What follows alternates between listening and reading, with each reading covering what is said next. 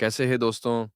तो हमने पहले ही वीडियो में कहा था कि कल्कि के आने में अभी 10 हफ्ते ज़्यादा से ज़्यादा हैं, उससे पहले वो कभी भी आ जाएगा। तो अब उस हिसाब से कल्कि के आने में ज़्यादा से ज़्यादा 9 हफ्ते और 2 दिन रह गए हैं। दोस्तों, कुछ लोग आप में से सवाल पूछ रहे हैं, जिनका जवाब देना मुझे धर्म संकट में डाल सकता है। आप लोगों के सवाल अपनी जगह सही हैं, आपका उन्हें पूछना भी शायद गलत ना हो। आप कल्कि को भगवान मानते हैं और उसकी लीला को जानना शायद अपना हैक भी समझते हो। पर मेरे लिए वो धर्म संकट क्यों है बताने की कोशिश करता हूं। देखिए, कल्कि के बारे में सारी जानकारियां थोड़ी सी भ्रामक करने वाली हैं। ऐसा नहीं है लोगों के पास सही जानकारी नहीं है, उनके पास है। पर उस सही के साथ माया या कलयुग की जानकारी का ऐसा घोलमेल है कि उसमें से सही जानकारी निकलना संभव नहीं है। इंसान चाहे भी तो सही जानकारी तक नहीं पहुंच सकता। जैसे संभल की जानकारी। संभल अगर कोई जगह होती और कोई उसे देख पाता, तो फिर कल की बचपन से ही पहचान में आ जाता। फिर वो भविष्यवाणी कैसे पूरी होती कि कल के अपने क्षद्म रूप में रहेंगे। ऐसे ही जानकारी तो है, पर एक जानकारी दूसरे को काट देती है।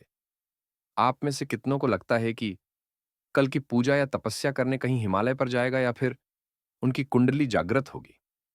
देखिए, कुंडली जो जागृत कर रहे हैं और उस सबके पीछे पडीडीडीएच हैं, वो सही है या गलत, वो हम बाद में बात करेंगे। पर पहले कल्कि की होगी या नहीं। देखिए दोस्तों, कल्कि के केस में शरीर नहीं जी रहा, एक आत्मा जी रही है। वो आत्मा ही कर्म कर रही है और उस आत्मा ने ही शरीर को धारण कर रखा है।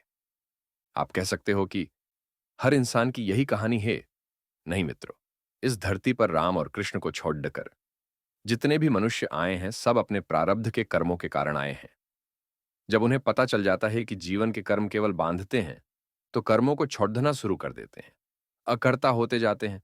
साधु संत ऐसे ही बनते हैं। इसे गीता में ज्ञान योग कहा गया है।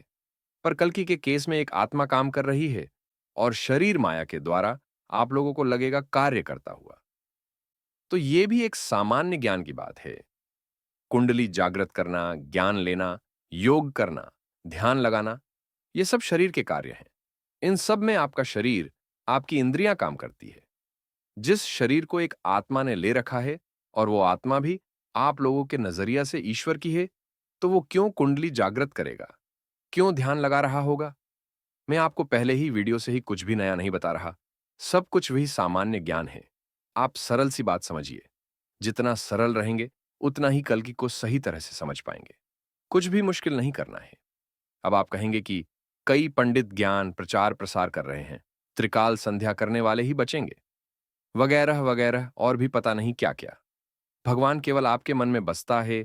आपकी नियत ही सबसे बड़ी पूजा है।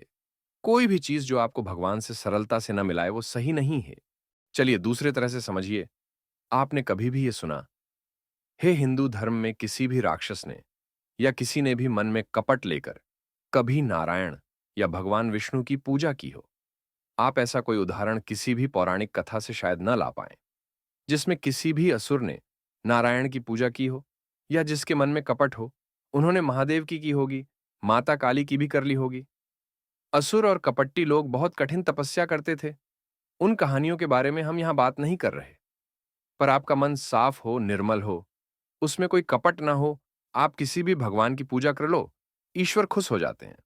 तो जो कोई भी कह रहे हैं कि ऐसी साधना वैसी साधन, ये तपस्या, त्रिकाल संध्या, उसे आप कोई बहुत दिव्य पूजा ना समझिए। सबसे बड़ी पूजा है कि मन में शांति है या नहीं, कपट तो नहीं है, लोभ से मुक्त हो, सरल रो, ईश्वर मिल जाएंगे।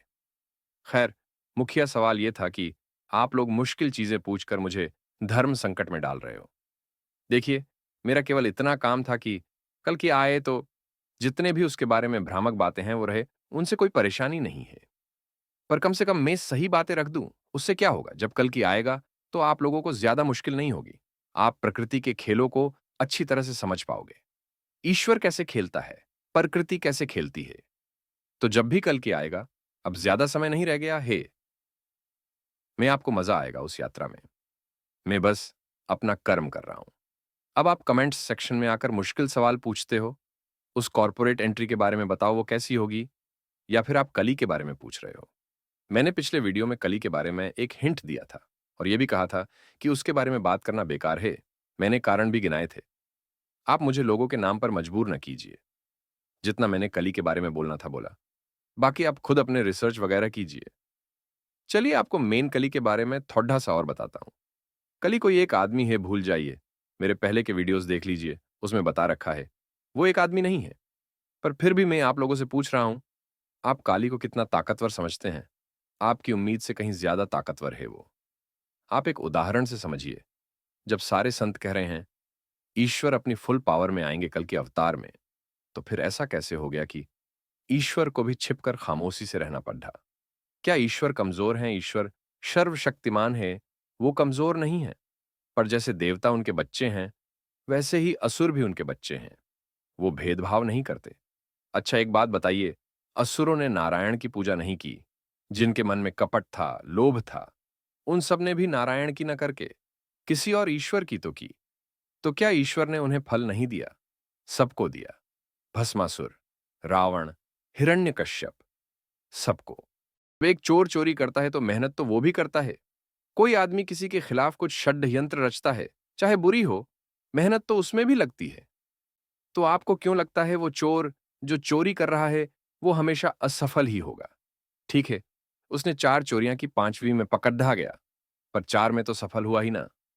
उसे उसकी मेहनत का फल 4 में तो मिला, 5वीं में कर्मों का मिल गया और वो जेल पहुंच गया। तो मुझे अब ये बताइए, आप लोग जब कलयुग की कहानी लिखी जा रही होगी, तो क्या कलयुग को नहीं पता होगा कि हर बार की तरह ईश्वर उसे आकर खत्म कर देंगे? तो क्या कलयुग ने एक्स्ट्रा सिक्योरिटी नहीं मांगी होगी? कलयुग ने वो सिक्योरिटी उसी टाइम मांग ली थी, और ईश्वर को जब भी यहां आना था, उन वचनों को निभाना था। इसीलिए उन्हें थोड़ा साइलेंट मोड में रहना पड़ा। यह है कली की ताकत। आप इंसान में कली न ढूंढिए, वो पूरा एक युग है। हम लोग तो खैर सामान्य इंसान हैं, पर क्या समय आने वाला है उसका एक उदाहरण दे रहा हूं। पिताजी ने फ्रॉड किया, बेटे के बेटे संपत्ति भोग रहे हैं, राज कर रहे हैं। वो सारी संपत्ति भी जब्त हो जाएगी, और जन्म से लेकर अब तक जितने भी क्राइम किए सब की फाइल अलग खुल जाएगी। कली ने जितना भी समय ईश्वर से मांगा था वो पूरा हो चुका है। तो जिन्होंने भी गलत किया है, उनके पास इतना भी चांस नहीं रहने वाला कि वो ये कह पाए।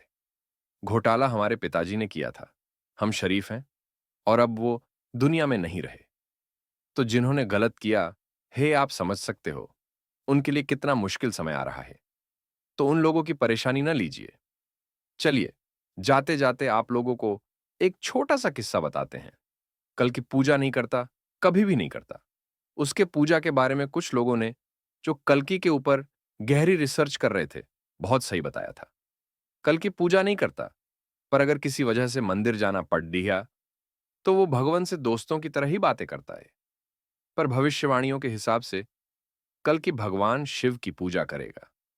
तो क्या होता है, जब कल्कि का सब कुछ खत्म हो चुका था, तो वो अपने गांव गया, अपने माता पिता के पास। वो उन्हें सच नहीं बताना चाहता था कि वो खत्म हो गया है।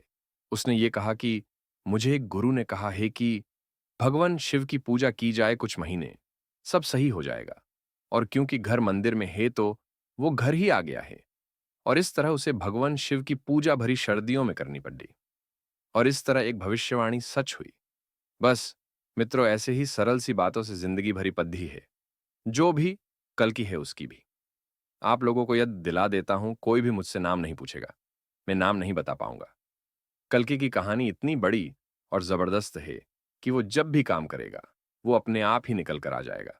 वो छिप कर रह ही नहीं सकता। उसके बस में, भाग्य में नहीं है। आपको पता है कल्कि की पसंदीदा लाइन क्या है?